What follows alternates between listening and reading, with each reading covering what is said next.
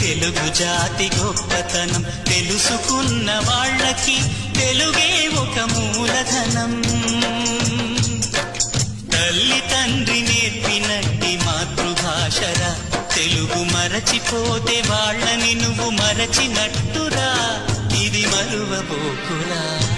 తెలుగు భాష తీయదనం, తెలుగు జాతి గొప్పతనం తెలుసుకున్న వాళ్ళకి తెలుగే ఒక మూలధనం.